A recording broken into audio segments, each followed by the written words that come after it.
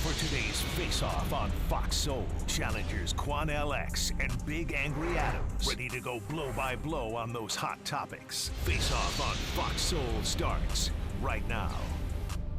Utah was hate crimed and had to move hotels during their time in the NCAA tournament. Despite their first two rounds being hosted by Gonzaga, their hotel was in Coeur d'Alene, Idaho, which isn't only a 40-minute drive, but it's in a whole different state than Gonzaga, and I feel like that's a problem in itself. Apparently there's a lack of hotels in Spokane, and Gonzaga received a waiver from the NCAA to allow teams to stay in Coeur d'Alene. But on Thursday night, the whole team went out for dinner. While walking to the restaurant, a white truck got near them, revved its engine, and yelled the N-word before speeding off. The deputy AD, Sharmel Green, who is black, said everybody was in shock and just frozen. We kept walking, just shaking our heads like, I can't believe that. Now after their dinner, 2 hours later, almost the exact same thing happened again, but this time with two trucks. They were revving their engines, making a lot of noise in an intimidating way while yelling the N-word again to those present. Sharmel said, I got emotional and started to cry, and the team had to coordinate a way to walk each other back to the hotel to ensure that they stayed safe. Now they had a police escort, but it was from Washington and they were in Idaho, so they couldn't do anything about it, and that just adds to why staying in a whole different state is such a problem. Utah worked with NCAA and Gonzaga to get a new hotel in Spokane, which is where Gonzaga is, but this still had an impact on the team. Head coach Lynn Roberts said it's incredibly upsetting for all of us.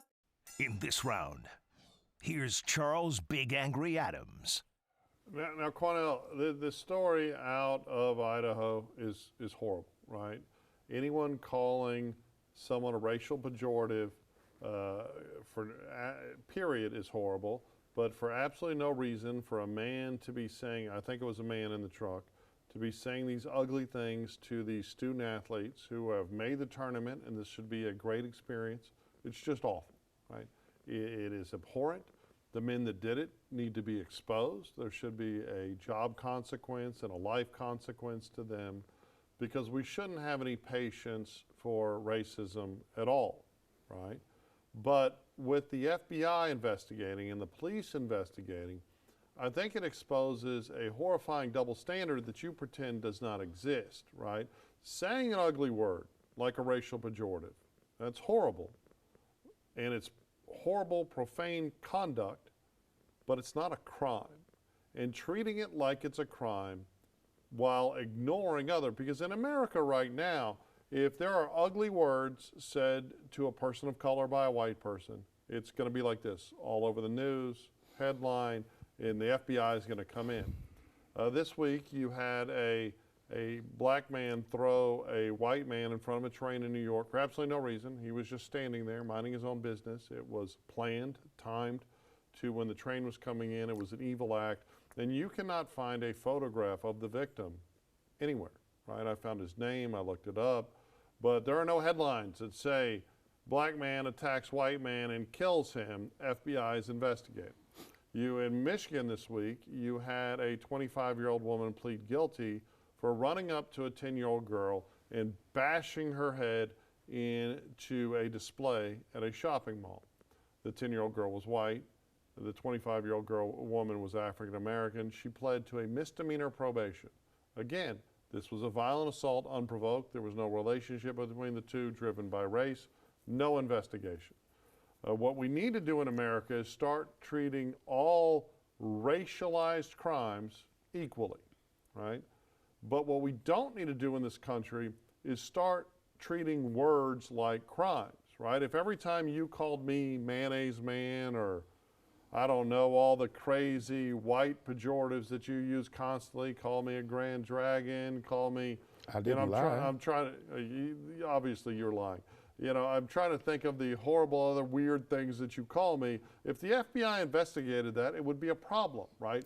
While we should be all outraged by this, not a crime. FBI shouldn't be investigating, and it's getting overblown, and it's only getting overblown because there's a white person doing something ugly. But I noticed in your commentary that you didn't speak about the punctified nature of any man to try to threaten and intimidate women. Were you not paying attention? Because I started by saying it was horrible. I hate to see white men or even black men target females. When I grew up, Charles, if a man put his hands on a woman, he was called a punk and a chump. But you see this history in this country where racist-minded white men, bigoted white men, have targeted black females. That's documented history. and committed some of the world's most heinous crimes against them simply because of their skin color. In this case here, it is a hate crime of a terroristic threat. Using a pejorative is a hate crime? But using a but pejorative. you're using that to intimidate. So, no, okay. You're threatening revving up your engine, then that, coming back 2 hours later and doing the same thing that is trying to threaten, intimidate those young girls. Everyone that does that should be investigated, Quanell? Yes. So if a black person does that to a white person? Absolutely, because guess what? It may be a bigoted black person who may carry that behavior out. First Amendment. It's horrible conduct. The First Amendment, we didn't always have it. Okay. White people always had a First Amendment in America, but not black people. No one has it when the FBI is investigating mere non-threatening words. The behavior was say horrible. Ugly things the behavior was evil. But what I hate is these men who target females. And if the woman who's 25-year-old black woman, you've just pled to beating a 10-year-old child, look, misdemeanor assault, the judge should be impeached. Okay. Unless there's some real severe circumstance that we're not sharing right now, that I'm unaware of, that woman should be punished to the full extent of the law. You don't beat no kid like that to get a misdemeanor. But here's the thing. We want to call things hate crimes that aren't even crimes, right? Where the truth is, well, they're here. This isn't a crime.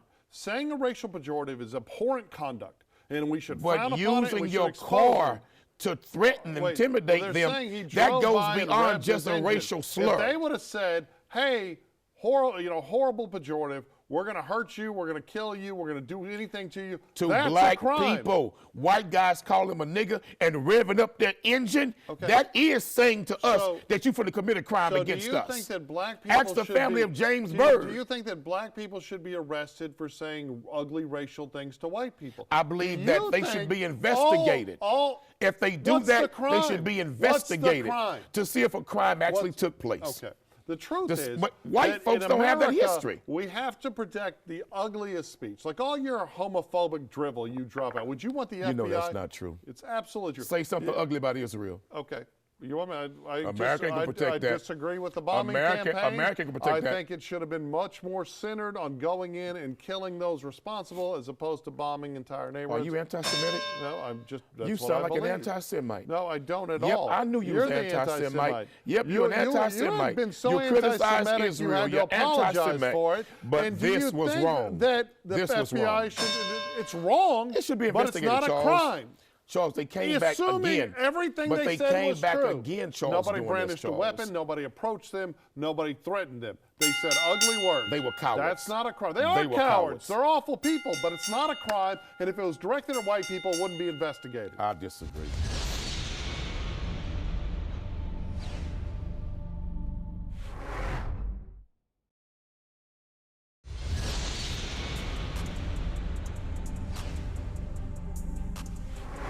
Burned Tennessee cop Megan Hall, a name that I actually had forgotten about since the initial announcements of the sex scandal this female police officer was involved in.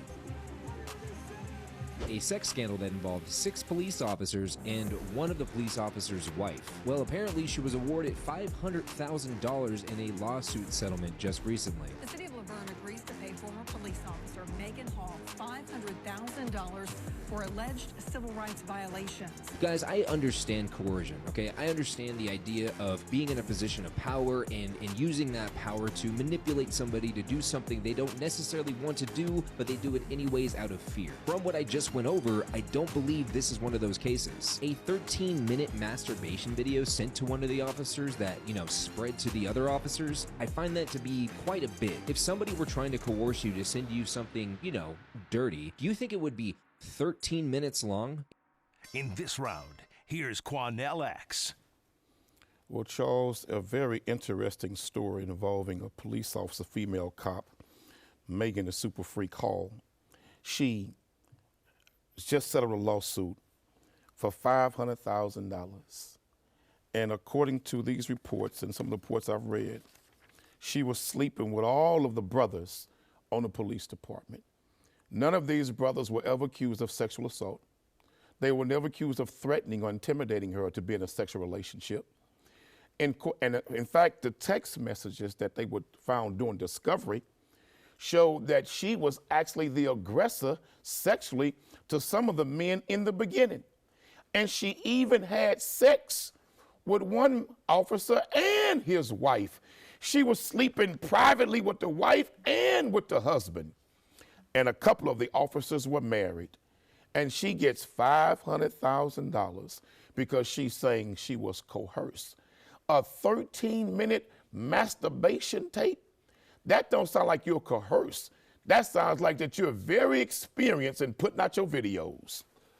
Quanell, I am shocked the way you are speaking about Sister Megan, this lily white princess sister. of the hell you mean sister? Sister Megan. She has done nothing wrong. She had been oppressed by black men who, I'm just trying to talk like you, Quanell, right? Because every time, if it was a black woman, you would be like, oh, Sister Megan, she was oppressed by those white men, and everything for you is decided by race. Clearly a super freak, all right? Straight trash. Clearly, well, I wouldn't call Straight her trash. trash. Old trash. If she's trash, are the men trash too? Yes. Okay. Because she's sleeping with married officers I too. didn't hear you criticize any and of then them. sleeping with a married, secretly with a married officer's wife. That's absolute trash. She was married. And then want to get a check for it. She was married, and she went to work at a police department that apparently had an atmosphere of sex, right, which is inappropriate. And she was right at home.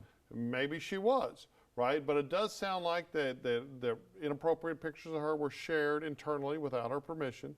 It does sound like that the chief of police was involved in seeking out sexuality from her, maybe not in relations, but pictures and other things. And it sounds like there was inappropriate things occurring in the workplace. And when you have a workplace and you have the boss and the supervisors conspiring to sexualize a low-level employee, there tends to be consequences. Charles, according to the text messages that they got through discovery, she was having sex with the chief because she was promised a promotion. I get it. And she was all in agreement for it. But when you promise someone a job benefit in exchange for sex, you expose yourself to liability. This is true, because she promised a blowjob, he promised a promotion. Okay. She promised some well-used, overworked poontang pie, and he promised her a step up the ladder. Okay, but you have all this criticism of this young lady, which I think some of it is fair. She the only one got paid $500,000. All of the people involved were breaking the rules of the employment, right? But when the boss is doing including her. When the boss is doing it and the supervisors are involved, the low-level employees are, and of course we live in a country where there is an assumption that the female is the victim, right? Does it seem like she was victimized? Not to me. Does it seem like she not just wasn't a willing participant, but was an eager participant? Yes, of course. And was this a plan just to get paid when it all came out? You know, do you think her nefarious plan was to sleep with everybody, take a bunch of dirty pics, and get fired and humiliated on a national, global level? Is that not what she did? No, is that not what she did? I think what happened was that an attorney did a damn good job securing a settlement that probably saved the city of Laverne a lot more embarrassment, right? And probably was nuisance value. $500,000 sounds like a lot of money, but the cost of litigation all the way through would have probably been more significant. And as a litigator, you have to look at things like an economist, right? And I do think that she was going to be able to establish, I mean, you just established it, that she was given job benefits in exchange for sex by supervisors. And some of this was her idea, okay, and according to what came out in discovery. But it's still wrong, and there's still a because she asked for $7 million. If I was on the jury, she asked for $7 million. Well, of course she asked for a bunch but more she settled for $500,000. What that tell you? But here's what that tell you? What it tells that me, a jury wasn't gonna like her, and her own lawyers I knew wouldn't it. have given her a penny, right? Exactly. It sounds like, well, you know, with this Sister Megan, this lily white. That is not Sister Megan. But that's what you would have been saying you if she was calling black. her Sister Megan. That's exactly what you would be saying. This is Megan the Super Freak, Snowflake Super Freak. That's who she is. Megan Snowflake Super Freak. Okay, I don't know why her Miss Iron Board backside just flat in the back Super Freak. She doesn't look flat at all. She looks kind of pudgy. Are you body shaming this white woman? Well, you're body shaming. Are you body shaming this white woman? She looks a little bit I was overweight. speaking facts, Miss Iron Board, backside flat in the back, Miss 6 o'clock, straight up, straight down. No, you're speaking. No frills, no frills. You're again using racial pejoratives. I need to call the FBI That's not so they racism. can investigate That's you. actual facts. This was a super freak who used her poontang pie to get paid. Well, you've never seen a white She woman. used her poontang pie to get paid. With junk in her trunk? I have. Okay, so why are you assuming this about her? Because the woman paid for it. She just couldn't afford it. Oh, she can buy one now. Okay. She can buy one now. So the only women that have asses are the only white women that have asses are ones that have plastic surgery? I'm not going to tell that lie. Okay, then why are you attacking her skin color instead of just attacking her? Because I saw pictures of her. Why is she the only bad guy you want to talk about? This chief of police. She the only one got paid. All of the officers. She just as guilty as everybody else. Well, but and she the only one got a big settlement. Okay. And was sleeping with a man's wife, one of her co-workers' wife, sleeping with him and the wife. So was Monica Lewinsky, a 21, 22-year-old intern, right? Was she just as guilty as the most powerful man in the world that was shoving cigars in her coochie? Yes, for two reasons. Absolutely not. For Bill two Clinton reasons. Was yes, molesting she was. her. I'm going to tell you why. No, it was not. One, she planned it with her friend. Before they ever got involved, she planned it with her friend, and her friend recorded the conversations where she was planning about how she was going to make him attracted to her and the moves she would make on him and where she would do it. And then, Charles, if you're the boss, when he slept with her, no, listen to me. When you're Charles, the most powerful man when in the Bill world, Clinton slept with her, you cannot go after little girls. He ejaculated in her, and she took it and kept it. Okay. Now, there ain't no damn victim. She got the man's sperm off of herself and put it in a bag and kept it. That wasn't no damn molestation. Give employees benefits in exchange for sex. That is sexual harassment, and it leads to a tort that allows people to Charles, she allowed him to take a Period. sugar on the Oval Office. She allowed him to take a Cuban sugar on the Oval Let's Office. go back to Sister and Megan. work with that damn Sister sugar. Megan got a little and then money she kept the that sugar. she probably deserved, She kept it as evidence. but I wouldn't have given it to her. Because she wanted to get And paid race too. has nothing to do with this. Woman no victim.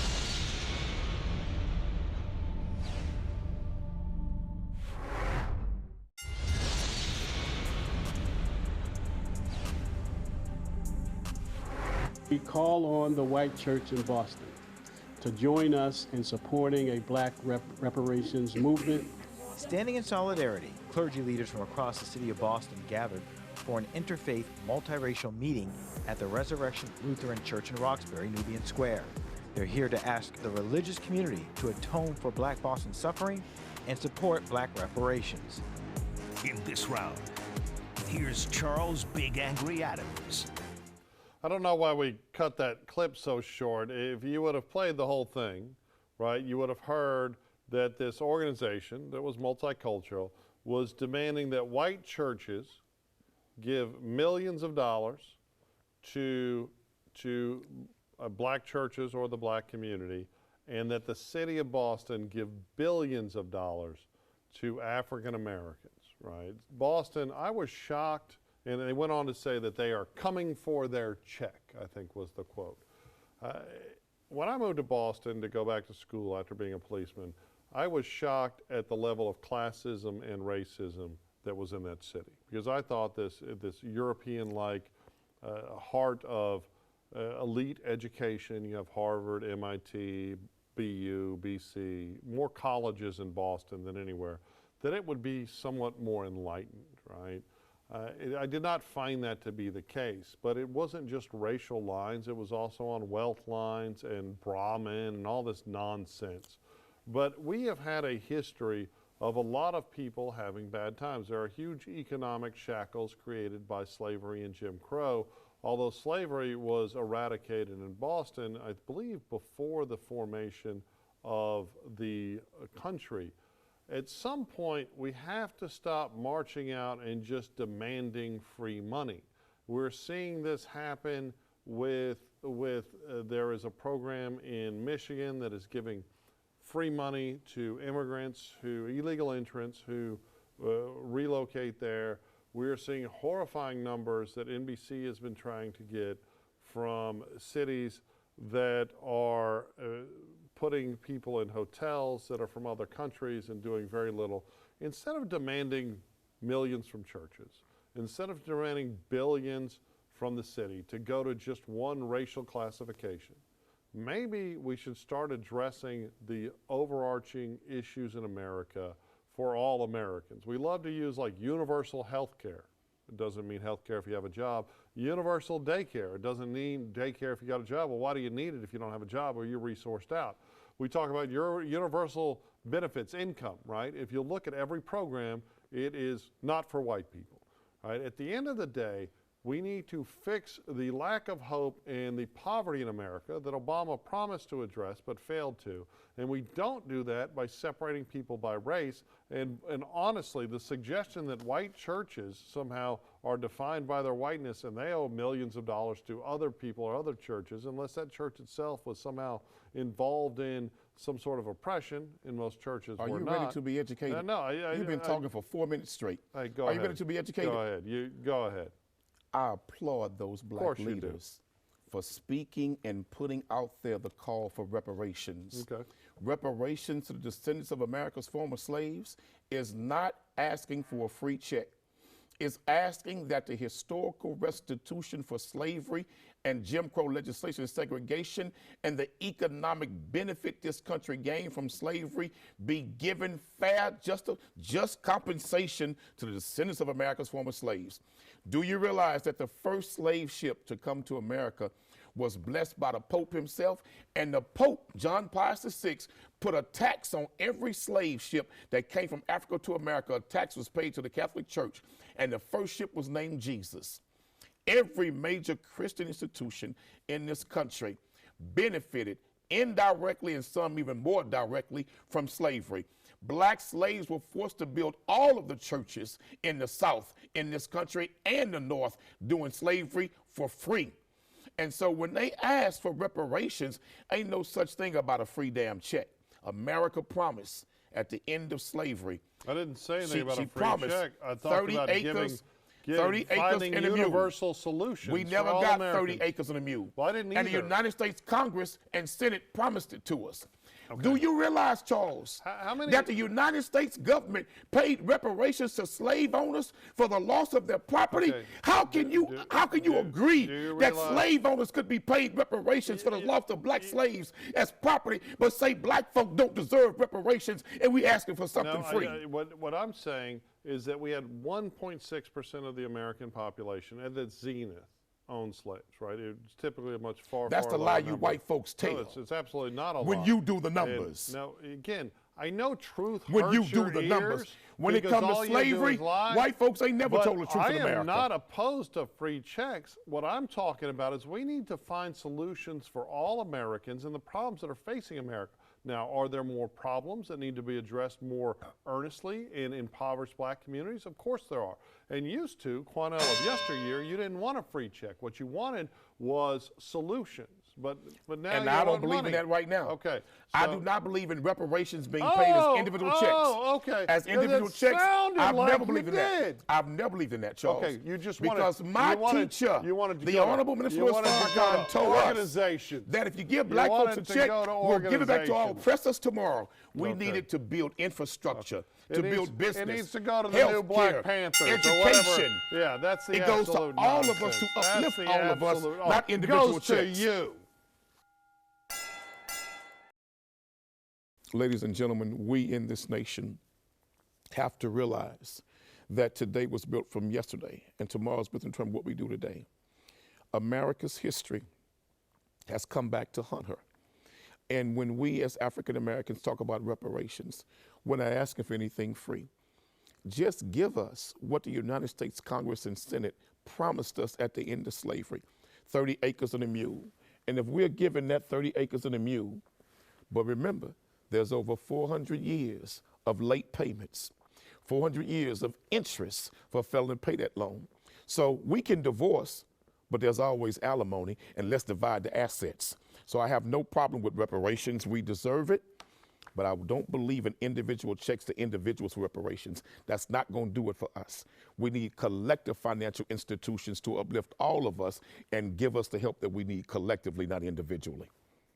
Go ahead, Charles. You can take this in a second. Quanell does not want a racially divided America like he pretends on TV. He lives in a very affluent, not racially divided neighborhood, right? Because the truth is, he exposed his truth. His truth is he doesn't want individual payments for black Americans. He wants it to go to organizations like his organization, because he'll get a lot more that way. You look at San Francisco, $1.4 billion every year, just that city in San Francisco, goes to non-governmental organizations to address issues like racial inequity and homelessness. And of course, San Francisco is a broken damn war zone, right? I'm not against free checks. Well, what I'm talking about is solutions for all Americans. Instead of spending all this money deciding who's going to get what, why don't, instead of sending another $1.5 billion that we just sent to the Ukraine and all the money we're sending all around the world for foreign aid, instead of sending money to organizations like his or anyone, why don't we send money to Americans, right? Why don't we start doing more for individual Americans? Might some make some bad decisions with the check? Yes. But let's not do it on skin color. Let's do it for all American citizens.